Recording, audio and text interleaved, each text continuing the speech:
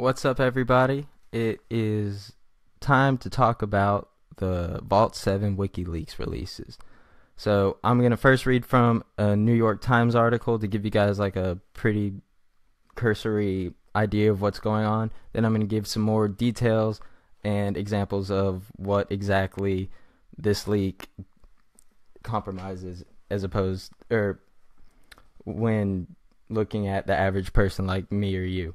Now, it goes on, in what appears to be the largest leak of CIA documents in history, WikiLeaks released on Tuesday thousands of pages describing sophisticated software tools and technology used by the agency to break into any smartphone, computer, and even internet-connected televisions. The documents amount to a detailed, highly technical catalog of tools. They include instructions for compromising a wide range of common computer tools for the use of spying. The online service calling service Skype, Wi-Fi networks, documents in PDF format, and even commercial antivirus programs used by millions of people to protect their computers. So, nobody's safe. It goes on, the document dump was the latest coup for the anti-secrecy organization and a serious blow to the CIA, which uses its hacking abilities to carry out espionage against foreign targets. The initial release, which WikiLeaks said was only the first installment in larger collection of CIA material, included 7,818 web pages with 943 attachments, many of them partially redacted by WikiLeaks editors to avoid disclosing the actual code for cyber weapons. The entire archive of CIA materials consists of several 100 million lines of computer code, the group claimed.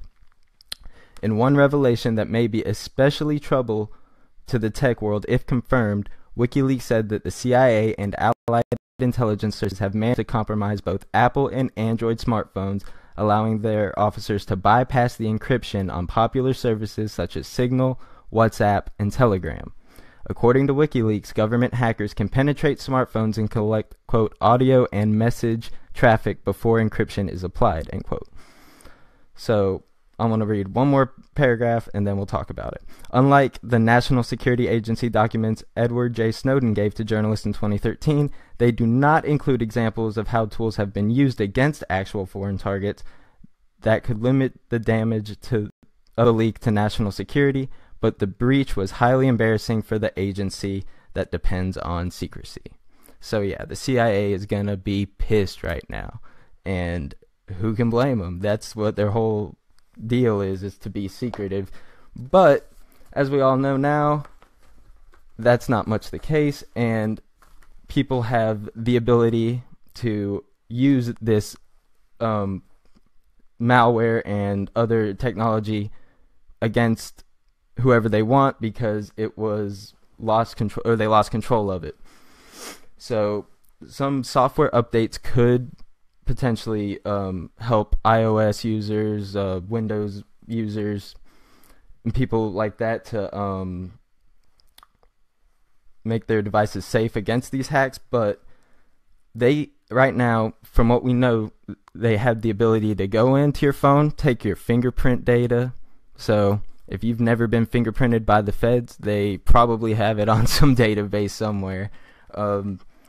They can manipulate your device to do things like they can go into your phone and actually turn on the camera. They can go in there and they can basically do anything that you would be able to do on your phone from a remote location. And man, that's scary. So nobody is even safe from this. Like I said, because these programs were designed specifically to target these systems, like iOS, for example, Apple would have to go in and actually make the software update to reduce the vulnerability, meaning that President Trump's iPhone is just as much at risk as my iPhone or your iPhone. Now, we also learned that the CIA had an entire division devoted to hacking Apple products. So this is why we need transparency in the government. This is why we need whistleblowers, guys. This is like a really concerning thing to even look at, but to know that the CIA has this kind of capabilities when they're not even supposed to, that's scary, because that's the NSA's job. And the NSA actually doesn't even, as we know, like, because of Edward Snowden, they've been overreaching their, I guess, constitutional authority by going into average Americans' data and going through their phone and records, etc. And we know that the CIA doesn't have that kind of authority. They'd actually have to get approval from the head of the CIA, but they could share this kind of technology with NSA and give all the power that they had to the National Security Administration. Now, some of the names for some of these programs are really weird. They related to like Pokemon and McDonald's, types of whiskey brands like Wild Turkey. So we have an idea of kind of the age range of the people who were behind these, I guess you could say, behind creating some of these technologies. But so if you have like WhatsApp or Signal and other encrypted like apps on your phone for communication, we know that these aren't safe because they can go in before your device encrypts the information and steal this information and pull it out. And I'm going to end this on one last scary part. Not only can they get into Samsung TVs and basically turn it into a bug by making it look like it's turned off, they can access cars and they can take control of cars and actually like take control of the steering if it's hooked up to the grid. So if you have a car made within the last few years, most likely it's going to be susceptible to these kinds of hacks.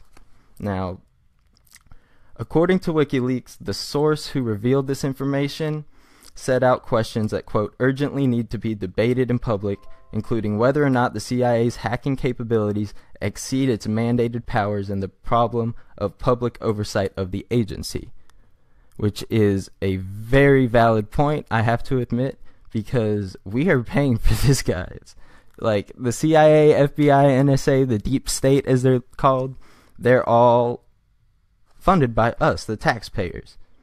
And we need to know what our tax dollars are going towards. Now, there is, of course, a component to this where, yeah, of course we want these intelligence agencies to have some sort of secrecy. We don't want all of our goings-on exposed to the world, but at the same time, they don't have the authority to do this kind of thing without breaking the Constitution. So, all right, I think that's enough for now.